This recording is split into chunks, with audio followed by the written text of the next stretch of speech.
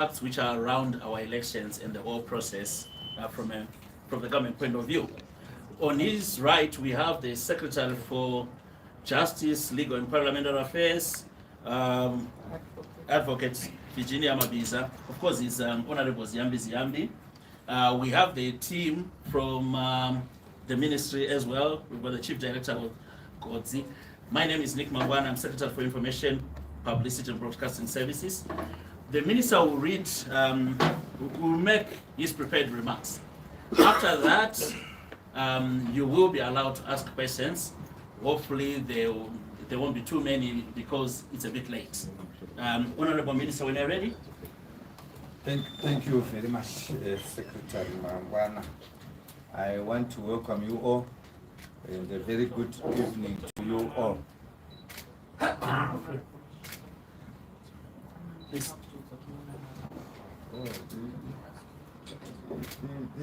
The Secretary for Information had not told me who is here. He just introduced me and my team. There are several. Okay, we have media houses. I think it will take us a long time to get a view of those. But very quickly, just shout who you are. Where are you from? You don't know others.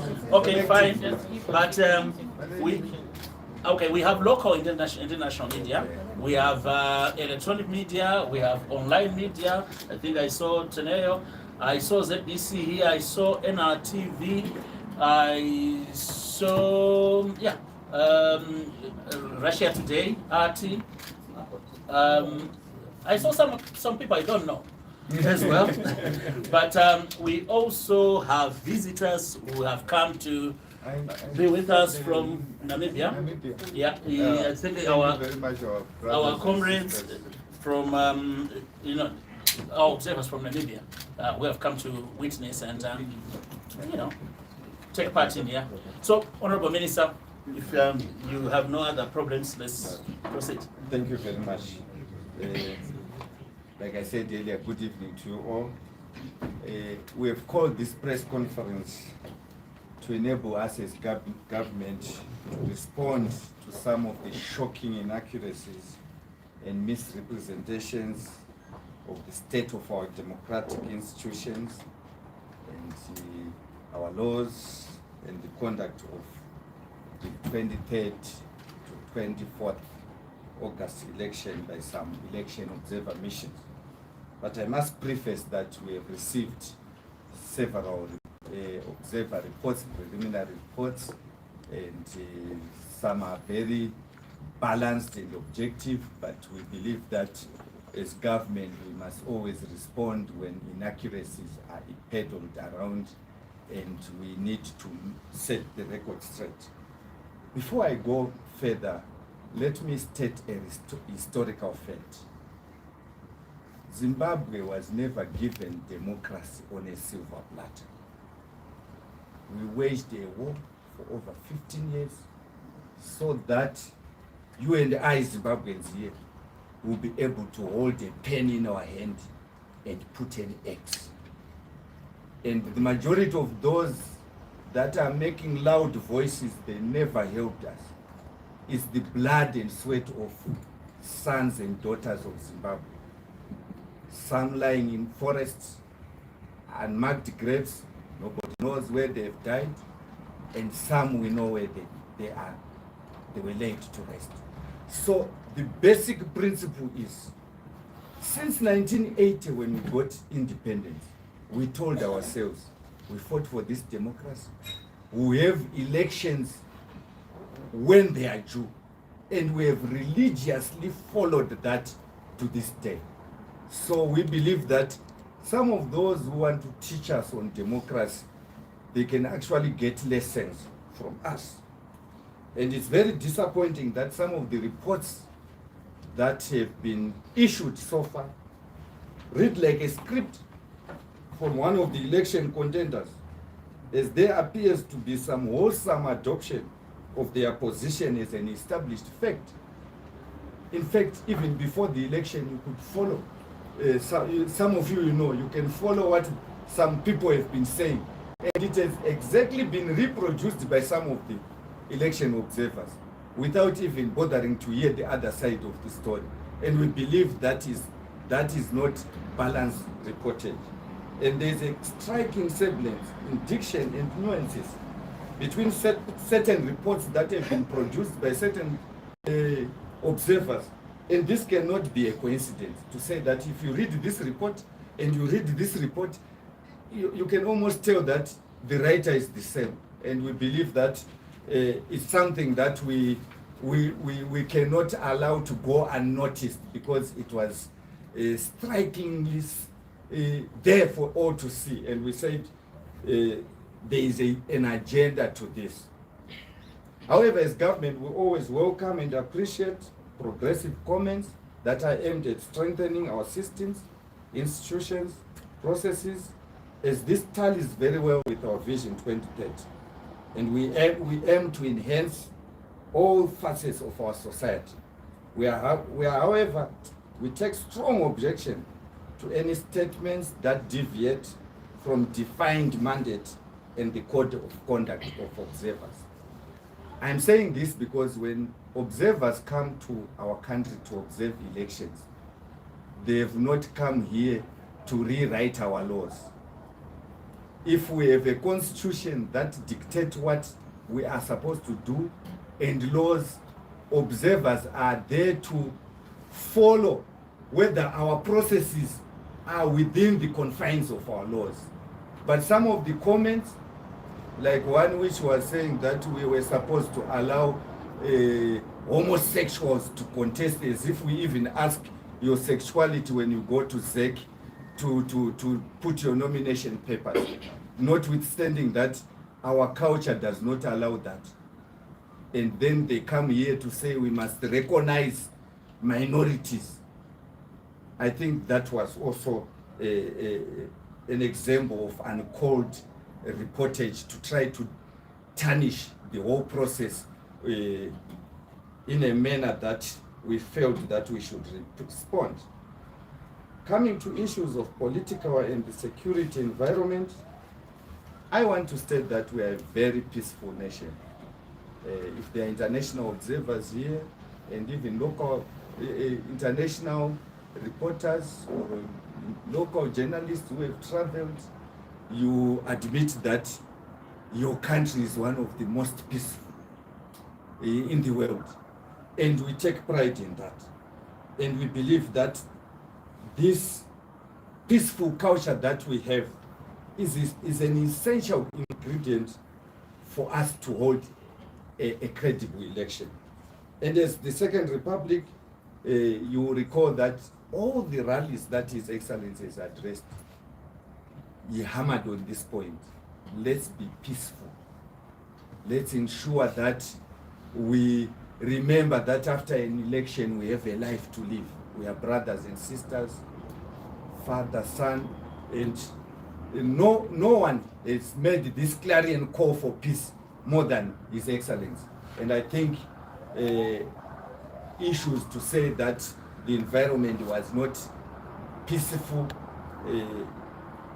were a script from a contender, but they do not depict what was on the ground. In fact, during the pre-election period, sometimes you drive across the country, you do not notice that we are in an election period. It was very quiet indeed. And as government, we're actually alarmed that some reports went on and on and on about the delimitation process. Those of you local journalists, even some international journalists, are aware that the chairman of the parliamentary committee that looked into the delimitation report was from ZANU-PF. And those who followed parliamentary proceedings will know that this was widely debated. And these very same people who are attacking our system, they always speak about upholding constitutionalism. Our laws, as they are, dictate that ZEC has a final say in the delimitation process.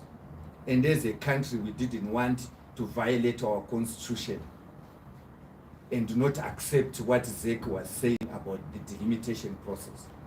In other words, whatever the delimitation report was, or how the country was delimited, it affected all parties equally. And this is an established fact, because the voting in parliament, the sentiments was the same across the board.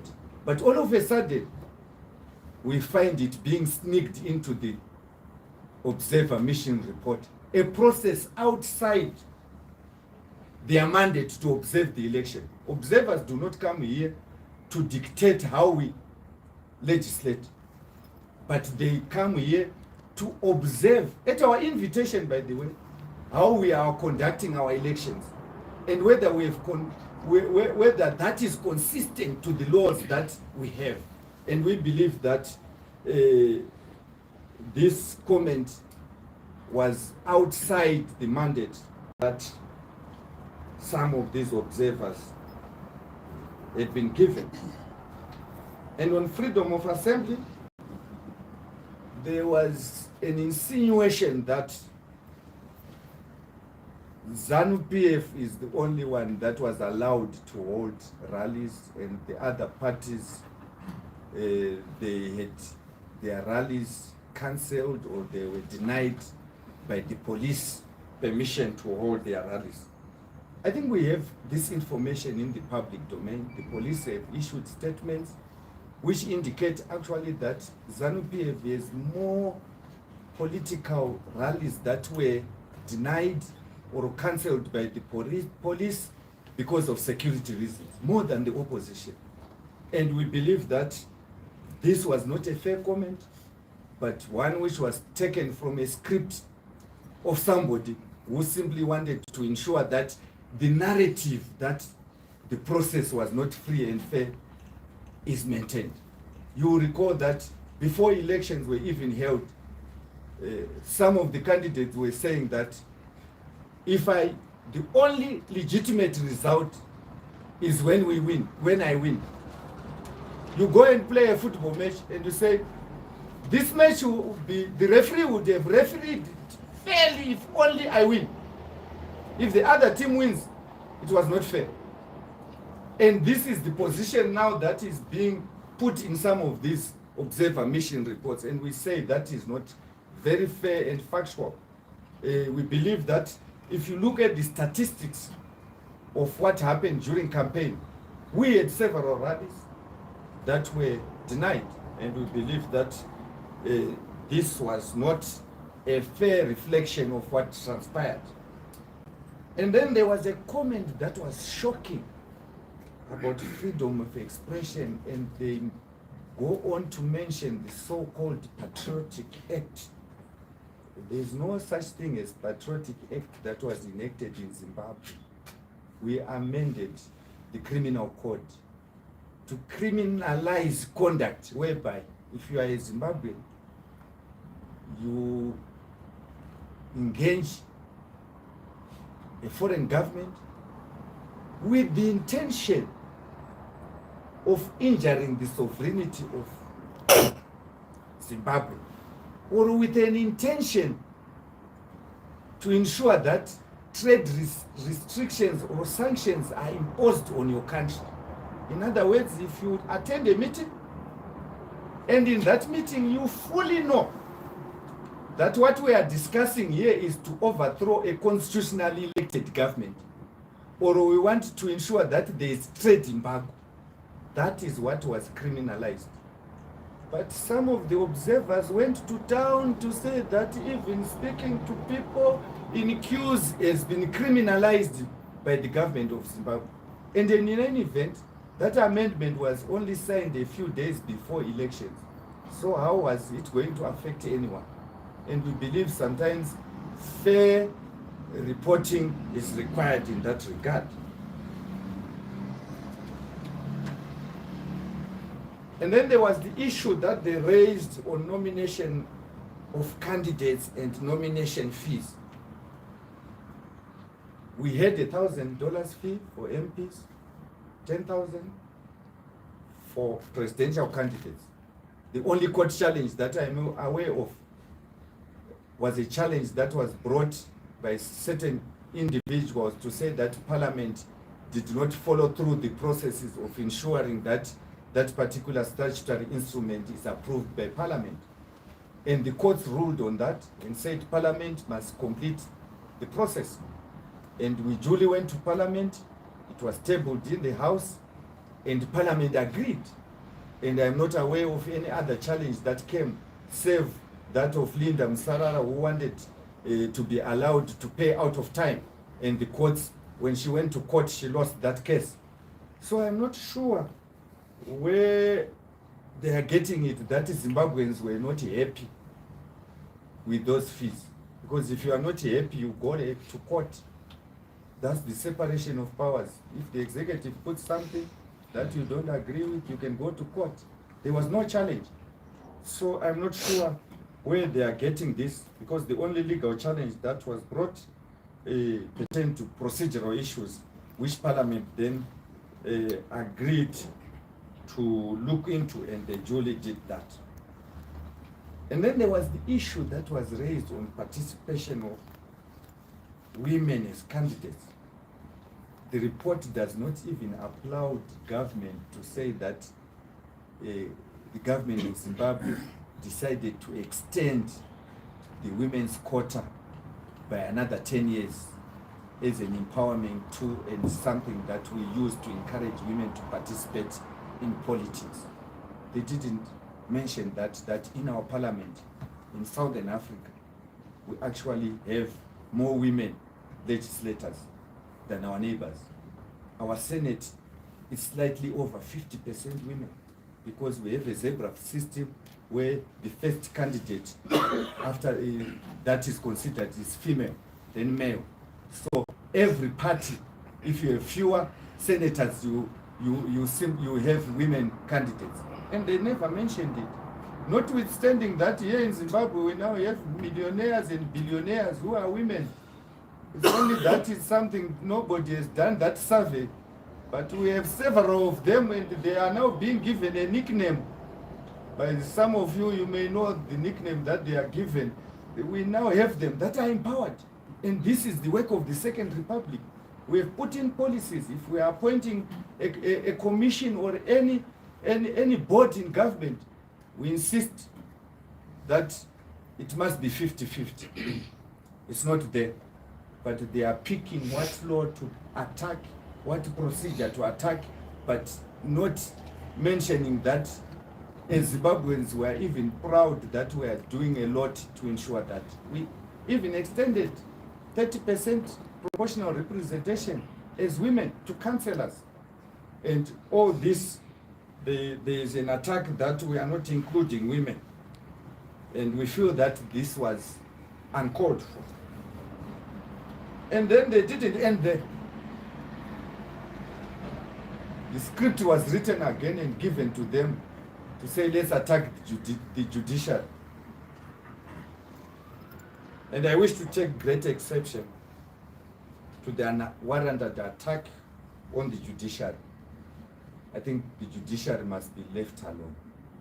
And this business of attacking them unnecessarily is very much regretted. And with all due respect, these sentiments are not only unfair, unfounded, but substantially untrue. They allege that our judges were bribed, but they never produced a copy of the conditions of service of judges, which indicate our judges are not supposed to be given loans, which indicate what our judges are supposed to be given as part of their conditions of service. So we believe that that attack was extremely unwarranted. Not only that, they celebrate when a judgment is in their favor. In fact, there was a court case pertaining to what happened in Bulawayo on nomination day, and some candidates were querying that it went outside the timelines. The court rejected that, and those candidates, all of them won. They are silent about that. The judges were good in that regard. But when they lose in another area, all of a sudden the judges have been bribed. But when they do something which favor them, they remain silent. And we believe that that is also very much unwarranted and was not necessary.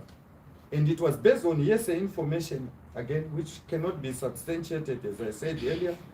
And it is my hope that the observer missions will maintain their integrity and desist from attacking our revered institutions, which admittedly are the backbone of our democracy.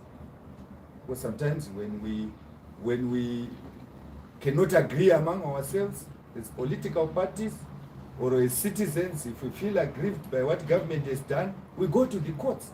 And now when we attack the very same institutions unnecessarily, we believe that that is not acceptable. And then there was a whole section where they spoke about alleged intimidation of voters and postal voting controversy. And this information was never investigated. And we believe that it requires investigation before making false conclusions. And it is my considered view that this was extremely false. They even go on and on to speak about one affiliate called FAS that they were intimidating, that they put on a desk. No law was violated. Our laws allow us to dance and sing 300 meters away from the polling station. Whatever we do 300 or more away from the polling station is perfectly legal, provided we are not violating any other law that exists in the country. So I think sometimes it's very good to appreciate the laws before making conclusions that this particular behavior resulted in some form of intimidation. And in any event, we have several constituencies which went either way, in rural areas and in urban areas. There is no consistent pattern which has been established to say that where this particular NGO was, all other parties didn't win. Nothing like that has been established, and the report does not show that. So we believe that when we request our friends or our fellow other countries to come and observe our elections, they must be very objective and pinpoint things that will enrich our democracy, rather than becoming a tool to attack our sovereignty as they have always been doing. And observation and on coverage of elections by state-owned media, which is an attack on my Muzukuru here, that the state media was biased. My considered view is that it is not government business to mobilize political players to present themselves and their work to the media. It was not part of the mandate of ZBC to be running around looking for opposition or ruling party players to say, can you interview me? Rather, you subject yourself, the law allows. And I remember, and this is an established fact, several reports on ZBC when they were interviewing, and some opposition contestants were saying, we need clearance from our superiors. At the end of the day, it's now turned around and said the public media didn't want to give an interview. I think that is also not a very fair comment, which portrayed wrongly events that were obtaining on the ground.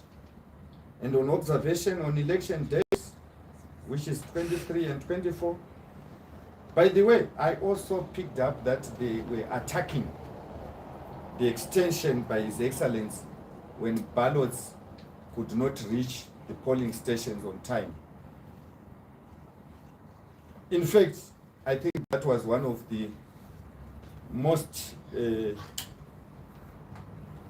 important decisions that was made by His Excellency to ensure that everyone exercise their right. If you look at Harare, which was affected, the majority of areas where this extension was applied, His Excellency's party lost. Look at Bulawayo, where it was exercised. The very same beneficiaries are saying we didn't want to benefit.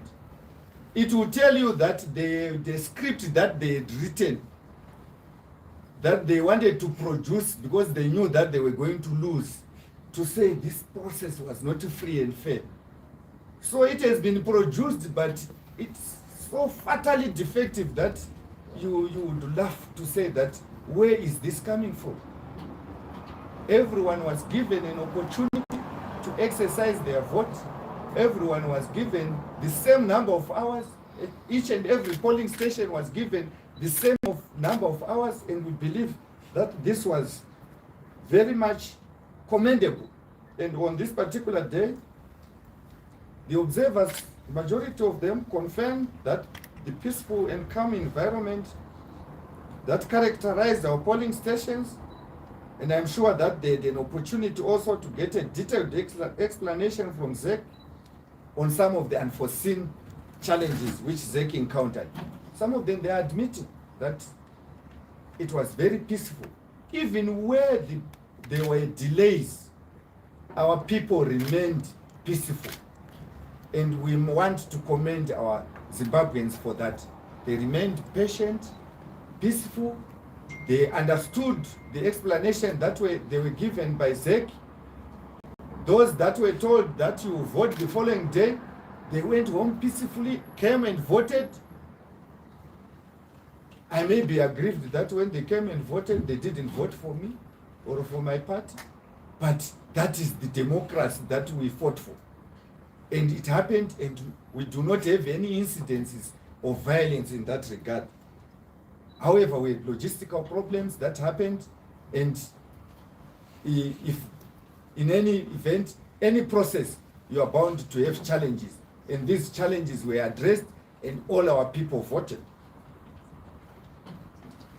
On recommendations, we are eagerly awaiting the final recommendations after the proclamation of results. And it is noteworthy, it is worth noting that we actually had a video circulating with a member of an observer mission handing a note to a CCC candidate, and we are not aware of the contents of such notes. And then all of a sudden we have a report similar to what we already have, the complaints that they've always been saying. And in the absence of an explanation, we would just be left only to speculate on the contents of the note thereof. And having said that, it is also my grave concern that the EU has also heavily relied on what appears to be the position of the CCC in attacking our democracy, our laws and our sovereignty. When we state that we are an enemy of none, it does not mean that we are blind to the machinations of some elements that have imposed sanctions on us. And it is our sincere belief that we are moving forward towards re-engagement in earnest. We are saying to ourselves, we don't want to make enemies, but we are not blind. Those that want to be friends with us, we will gladly accept. Those that will choose that they don't want to be friends with us, we will not force them to be friends with us.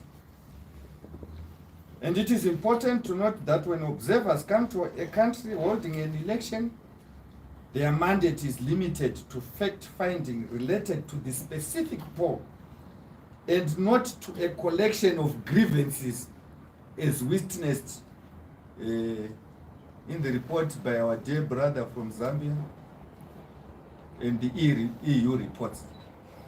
In fact, I do not even know where he was getting his report from, the brother from Zambia. I do not believe that it's a true reflection of the entire team that he was heading. or the thinking of SADC.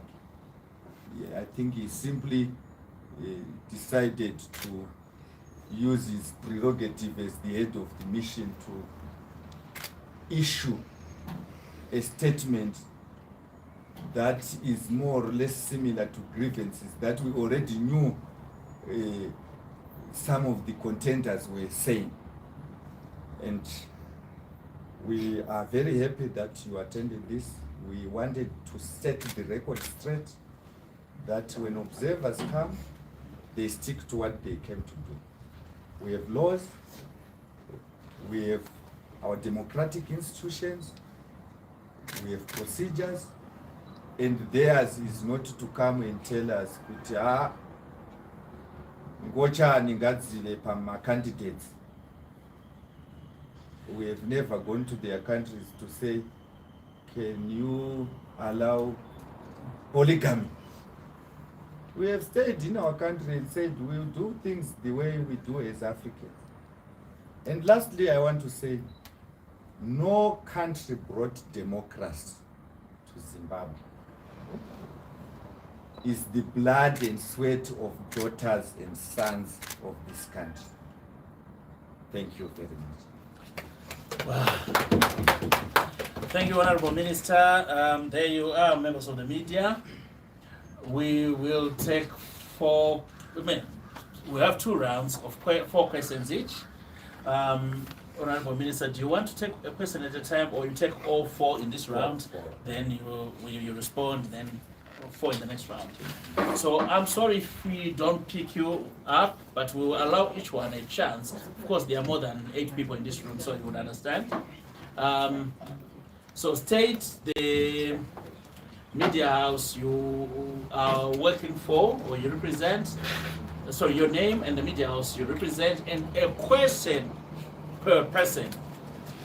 Not one person asks 4 questions and says, I'm just one person, right?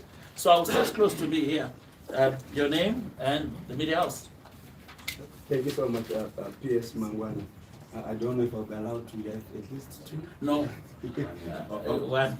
Okay, 1. Just so among your burning questions, or most burning, choose the one which is so pertinent. The one that's making you gasp. That is fine. Yeah, I'm 4. Anyway, Honorable Minister, I just wanted to understand and confirm as the matter. I did it. Sorry. My name is Tony Ruthito. I'm with Checkmate TV. Ruthito? Yes. I need to. Yes. T-O-N-E-O. I need to understand something as a matter of fact. You were introduced to us as the Minister of Justice. Are you still the Minister of Justice after Cabinet has been dissolved? So that we fully understand on which capacity and what office you are standing. Then that one wasn't the question, but because I should ask one, I'll stop there. Because I had 3 more. Okay. Thank you very much, Tonea. Next. Raise your hands. If you don't, I'll give Toneo another shot. Sorry, lady. My name is Mary Mundea. I'm from RT. Honorable Minister, I want to ask you. Mary Mundea from RT. I've got a question in regards to stories that we've seen online in regards to how ex-Zimbabweans are anxiously waiting for poll results amid heavy police presence. Can you kindly clarify in regards to security presence by the command center?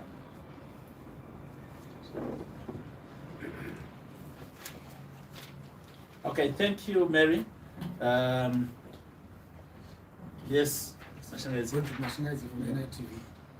Honorable Minister, from NRTV.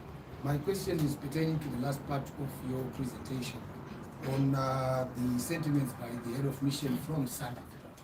Now, Zimbabwe being a member of SADC, the issues that he raised speak to the integrity of the elections. And you are saying that what happened, some of the concerns that they raised, they are not in conformity with the guidelines on how we are supposed to conduct elections. So as a member, what recourse do we have if they are to maintain that stance? Okay. Did you capture that, Honorable Minister? Can you repeat? I'm saying, boss. So I think in summary, let me see if I can validate what you said, Roderick. He is saying some of the observers went outside their mandate, that's what you said, and outside the code of conduct. made pronouncements which were outside those. So what records do we have as a country over that? Is that correct? Summarily, yes, it gets to that. It gets to that. The issue is, they are saying you violated the guidelines on SADC on conducting elections, right? He is speaking as if it's the position given by SADC. As a member state, Zimbabwe, we are aggrieved because of what is being said. What recourse do we have? If we are to maintain that. The statement says some issues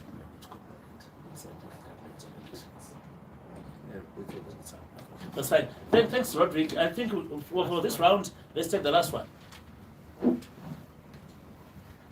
Oh, yes. Thank you. Thomas Maduku, 263 chart. Is Thomas there, Maduku, Minister, 263 chart. is there anything wrong with the observer mission seeing the same things with another participant? If they get the same facts or the same information from the observation, is there anything wrong with that? Thank you very much, Maduku. When we are ready, Honorable Minister, just give us a few seconds. Okay. Thank you very much. I will start with the first one from Sito, where he said, "Are you still a cabinet minister?" Who told you that cabinet was dissolved? If I may ask, because you stated there's a fact that cabinet was By dissolved. constitution, as a constitutional issue, Honorable Minister, cabinet should have dissolved, if I'm not mistaken, 2 or 3 days before election. Oh, that's your understanding. You are Yes, totally lost. unless if I'm lost, you correct me. The tenure of a cabinet minister, according to the constitution you are quoting in section 108, I will cease to be a minister upon the assumption of office by a new president. So, if you go and read section 108 of the constitution, you clearly understand that you were shooting in the dark. Thank you, Honorable Minister. Next question. The next one by Mundeya, Russia Today, saying that we are waiting for the campaign. We had conversations with some of them. I think their thinking is totally divorced from the head of mission. So we believe that is we await the final report, which will hopefully the other members of the delegation will put the head of mission to task to say that let's do things professionally without deviating from our mandate. And then Maduku said, is there anything wrong with observers seeing the same thing?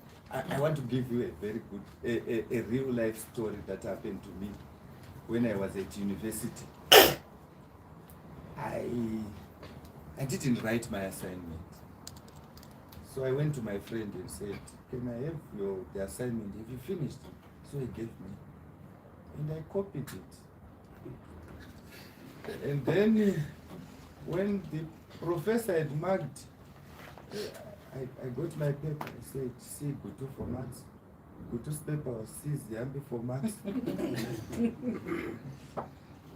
There's nothing wrong in answering a question or seeing the same view, but you cannot, like I said, almost word to word save when you change maybe diction here and there. And then you look at what some people were saying, and then it's more or less word to word. We are not that down to not to pick that, like what this professor did. We never got marks for that that assignment. The only mark that was there, C. And then when we looked at, we just went to him and laughed and said, sorry. So what do we do? He said, but why did you do this?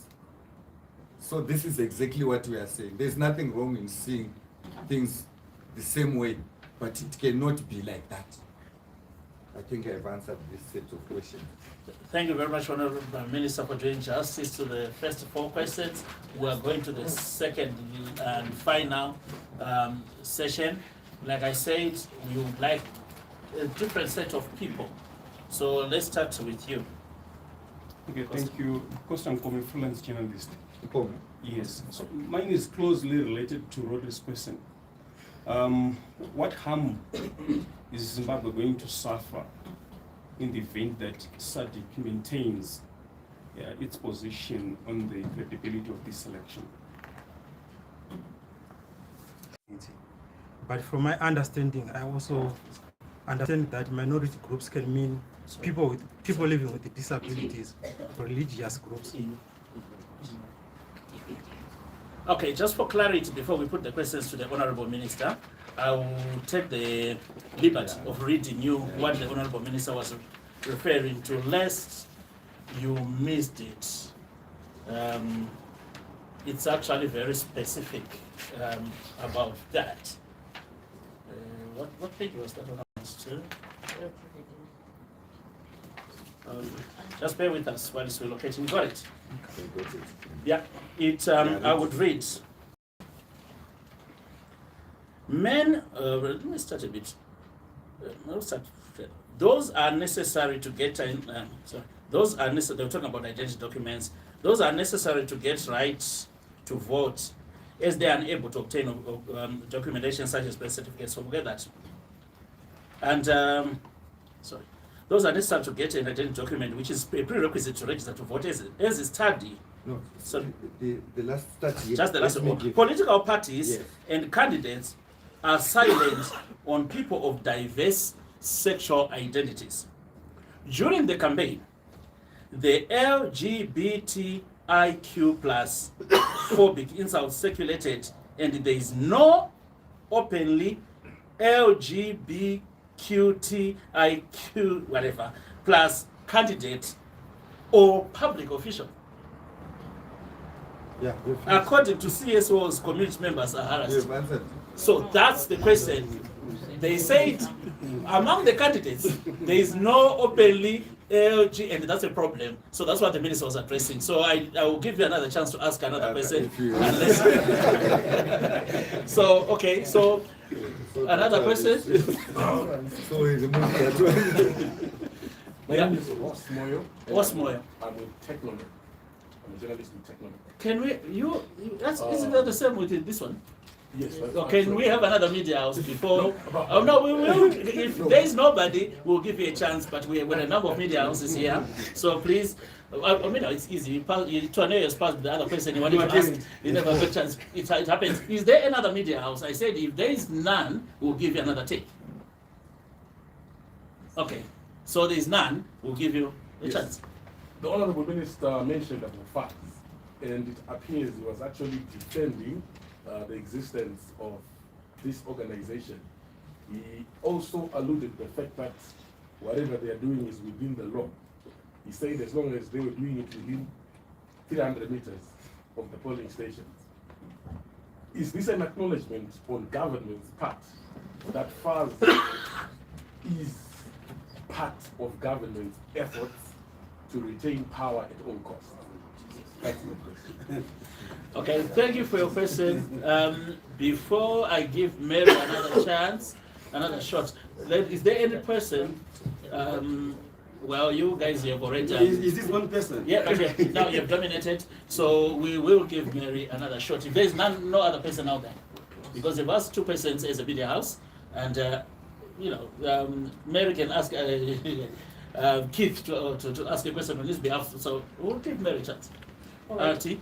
Honorable Minister, I've got a question in regards to the preparedness of SEC from your position as a party. As a government. As a government. Sitting as a government.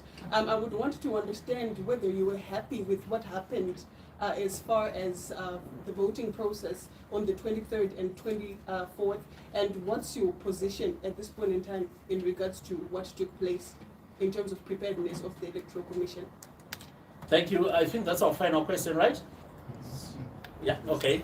So we are going to answer these questions and close. Honorable Minister, can you do just the question? Thank you very much. The first question was from Kongo.